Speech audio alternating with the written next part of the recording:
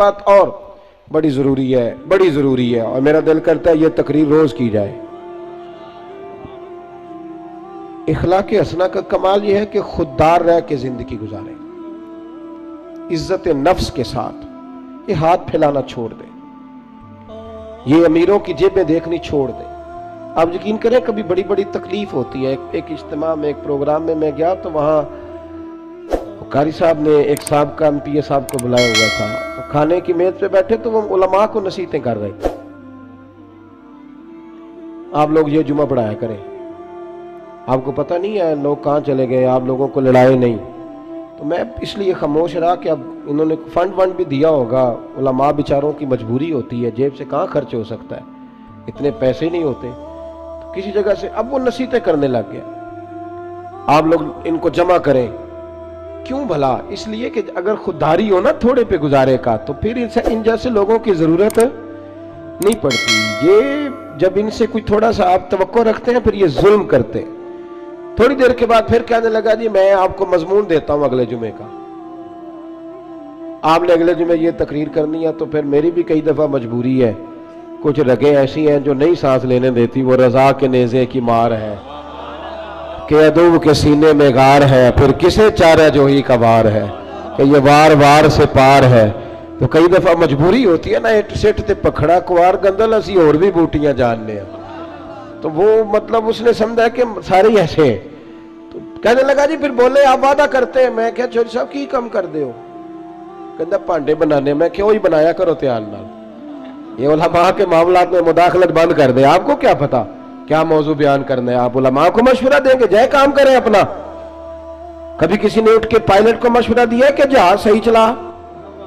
اس کے پاس ٹریننگ ہے، وہ مرضی کرے گا، جس طرح کا اس کا دل کرے گا وہ چلائے گا. کبھی کسی نے بس کے ڈرائیور کو اٹھ کے مشورہ دیا کہ یہ والا گیئر لگا، گاڑی یہ گیئر مانگ رہی ہے؟ آپ خدا کا خوف کریں، یہ 8 سال مدرسے میں پڑھا ہے، اس کو پتہ ہے اس نے کیسے کر کے دین چلانا ہے. اور علماء نے الحمدللہ علماء یہ جتنی آپ کو کہتے ہیں جی مولویوں نے کیا کیا ہے، تو میں نے کہا مسجدیں کم ہوتی ہیں، قرآن سنانے والے زیادہ ہوتے ہیں. یہ علماء کی محنت ہے اللہ کے فضل سے. ہر مسجد میں اذانیں ہوتی ہیں، جمعے کا خطبہ ہوتا ہے، یہ علماء کی محنت. اور پھر میں نے ان سے قبلہ سے بھی عرض کی، میں نے کہا چھوڑ دے آپ ہمیں بلائیں، مسجد والا سپیکر چلائیں، اب کوئی بندوبست نہ کریں، آپ مسجد کی چٹائیاں بچھائیں. ہم کو محتاج ہے کہ ہمیں بہت زیادہ بندوبست ہوگا تو نوٹ گریں گے تو تب بھی تقریر ہوگی. یہ رسول اللہ کا دین ہے. اگر کفار مکہ کے مجمع میں کھڑے ہو کے اکیلے جناب ابو بکر صدیق مصطفیٰ کی شانیں بیان کر سکتے ہیں تو ہم بھی ہر جگہ کھڑے ہو کے بیان کر سکتے ہیں. کوئی ایسا مشکل کام نہیں ہے.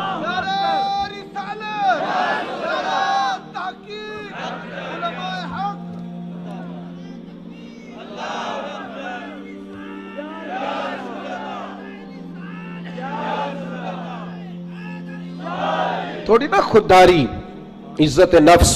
یہ غریبوں کو مشورہ دے رہا ہوں، چھوڑ دیں آپ چودھریوں کی گاڑیوں کے پیچھے بھاگنا، کچھ بھی نہیں ہوتا. آپ چھوڑ دیں ان کی پرواہ کرنی. آپ ایک ایک بچے کو خود خرچ اٹھائیں، آپ خود دیکھیں ہم نے کیسے ان کو لے کر کے آگے جانا.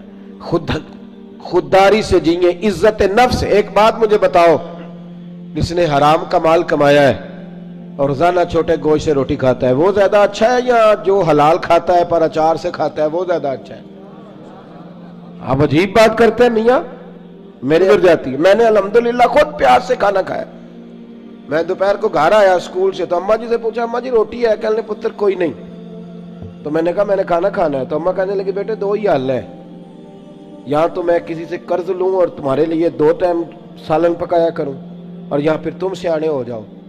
تو میں نے کہا جی نہیں آپ قرض نہیں لیں، آپ بتائیں کیا کرنا ہے. تو کہنے لگی تمہارا ابا کھا کے گیا ابھی پیاز کے ساتھ روٹی، گزر جائے گی. میں نے کہا آپ لائیں انشاءاللہ گزرے گی، کیوں نہیں گزرے گی، حلق سے گزرے گی. کیا اس میں حرج ہے؟ آپ اپنی مٹی پہ چلنے کا طریقہ سیکھیں. کسی کے سنگ مرمر پہ چلو گے تو پھسل جاؤ گے. آپ چھوٹی مسجد میں گزارا کریں. آپ خودداری سے جیئے. عزت نفس حسن ہے زندگی کا، یہ اخلاق ہے میرے رسول پاک کا. پڑھو ترمذی شریف، حضرت صوبان بن مالک کو سامنے بٹھا کے نبی پاک نے فرمایا سجنا تجھ پہ پیار بڑا آ رہا ہے، حضور حکم کرے. فرمایا حکم یہ ہے کہ ایک وعدہ تو میرے ساتھ کر، ایک میں تیرے ساتھ کرتا ہوں. یا رسول اللہ حکم کرے. تو نبی پاک نے فرمایا تو وعدہ کر کسی دنیا دار کے آگے ہاتھ نہیں پھیلائے گا. اور میں وعدہ کرتا ہوں رب تجھے بغیر حساب کا جنت عطا فرمائے گا۔ چھوڑ دنیا داروں سے مانگنا، مانگنا ہے تو رب سے مانگ، رب کے رسول سے مانگ۔ آپ یہ کیا بات کرتے ہیں بھائی؟ وہ ایک شاعر تھا نا، کبھی گزر رہا تھا پاس سے، تو یہ شاعر ناراض نہ ہو جائے، میرا بڑا اچھا شعری ذوق ہے، شاعر ناراض، کئی دفعہ شاعروں کی جو پوزیشن ہوتی ہے وہ قابل رحم ہوتی ہے، وہ چادر سی اوڑھ لیتے ہیں بیچارے اور سردیوں کی راتوں میں بھی چوکوں پہ بیٹھے رہتے ہیں۔ تو ایسا ہی کوئی شاعر بیٹھا تھا تو ایک سیٹ گزرا تو اس نے 5 روپے نا پھینک دیے۔ وہ شاعر نے بلایا، اس نے کہا یہ کیا ہے؟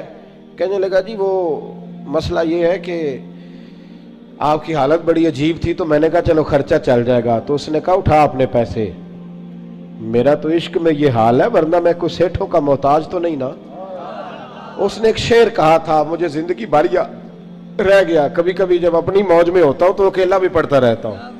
وہ شاعر اس سیٹ سے کہنے لگا یہ آرزو کرم اور میں آپ سے کروں، یہ آرزو کرم اور میں آپ سے کروں، یہ بھیک اس کو دیجئے جس کا خدا نہ ہو، یہ بھیک اس کو دیجئے جس کا خدا نہ ہو۔ ہارون رشید بیٹھے گزر رہے تھے تو حضرت بہلول دانا بیٹھے تھے، تو بہلول دانا زمین پہ بیٹھے، ہارون رشید ہاتھی کی سواری کر رہا تھا، لشکر تھا دائیں بائیں آنا جانا، بہلول دانا زمین پہ بیٹھے تھے، مٹی کے ساتھ کھیل رہے تھے۔ ہارون رشید آیا، السلام علیکم بابا جی کیسے ہو؟ فرمایا بڑا شکر ہے اللہ کا۔ یہ شکر ہوتا ہے مزیدار قسم کا۔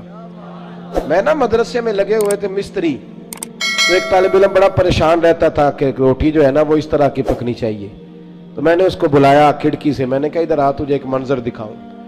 وہ مزدور نا دوپہر کو روٹی لاتا ہے ساتھ، دیہڑی لگا ہوتا ہے نا جو، تو میں نے کہا وہ دیکھ مزدور کھانا کھانے لگا ہے، وہ اچار 2 روٹیوں کے بیچ رکھ کے لایا ہے، اور پھر ٹوٹیوں پہ بیٹھ کے اس نے ہاتھ دھوئے، پھر پانی کا گلاس بھرا، پھر اس نے جب روٹی کھولی نا تو وہ پونے کو بھی سارا اچار لگا ہوا تھا، اور پھر اس نے کئی دفعہ بسم اللہ پڑھی، اور پھر جب وہ روٹی کھا رہا تھا، روٹی کھا کے پھر اس نے پونا لپیٹا، اور اس کی آنکھوں میں ریت تھی، پر جب وہ شکر ادا کر رہا تھا نا اور ہاتھ باندھ کے آسمان کی طرف دیکھ رہا تھا، تلفظ تو اتنا اچھا نہیں تھا اس کا، پر اس کی باڈی لینگویج کہہ رہی تھی جو بیان کر رہا ہے نا وہ روحوں سے بیان کر رہا ہے، وہ اندر سے آواز آ رہی ہے اندر سے۔ یہ 300 روپیہ شام کو مزدور کو دیہڑی ملتی ہے تو وہ 3 دفعہ ہاتھ صاف کرتا ہے، پھر بسم اللہ شریف کہہ کے پکڑتا ہے۔ تو جو خطیب صاحب کہتے ہیں کہ وہ 35,000 اکاؤنٹ میں کرا دینا، انہوں نے تو کبھی بسم اللہ نہیں پڑھی۔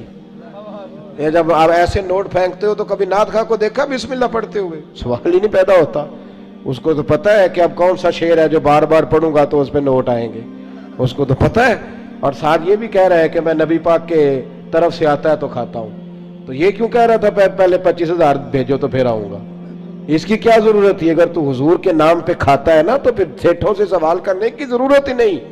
مصطفیٰ کریم جب دیتے ہیں تو شان کے ساتھ دیتے ہیں اور گھر بیٹھے بٹھائے بھی عطا کر دیتے ہیں، پھر ضرورت نہیں۔ بہلول دانا بیٹھے تھے تو ہارون رشید قریب سے گزرا، بابا کیا حال ہے؟ کہ بڑا اچھا۔ کہنے لگے بابا کوئی حکم ہی کر دے، تو بابا جی مسکرا پڑے، کہنے لگے تجھے کون دیتا ہے؟ کہنے لگا اللہ۔ تو فرمایا مجھے؟ کہا اللہ۔ تو حضرت بہلول دانا فرمانے لگے یہ تو نہیں نہ ہو سکتا کہ اللہ ہارون رشید کو دیتا جائے اور بہلول دانا کو بھول جائے، یہ تو نہیں نہ ہو سکتا، جا اپنا کام کر میاں، تو کس چکر میں الجھ گیا؟ خودداری سے جیئیں، عزت نفس، پھٹے کپڑے پہن کے گزارا کریں۔ خبردار، باوقار آدمی شاندار ہوتا ہے، باوقار آدمی شاندار ہوتا ہے۔ مجھے ایک بچے نے ویڈیو لا کر کے دکھائی، آپ یقین کریں میں آج تک اس بچے کو ڈھونڈ رہا ہوں۔ کوئی غریب کا بچہ سڑک پہ پینسلیں بیچ رہا تھا، تو کسی نے اس کو کہا، یہ اسی وطن کی بات، کسی نے اس کو کہا یہ بیٹے 100 روپیہ لے لو، تو کہنے لگا نہیں میرے ابا نے منع کیا ہے۔ اس نے کہا پینسل کی مزدوری لینا، مسواک بیچ لینا، لیکن پتر کسی سے 100 روپیہ نہیں لینا، پھر مانگنے کی عادت ہو جاتی ہے، پھر انسان کو مفت کے دسترخوان پہ مزہ آتا ہے۔ حضرت سالم بن عبداللہ بن عمر جناب امت نفس، میرے غریب کا مسئلہ یہ ہے کہ میرا امیر کہتا ہے کہ یہ ریٹ لے لے گا ووٹ دے دے گا، گلی بنوا لے گا ووٹ لے لے گا، نہ ایسا کرو، خودداری سے جینا سیکھو۔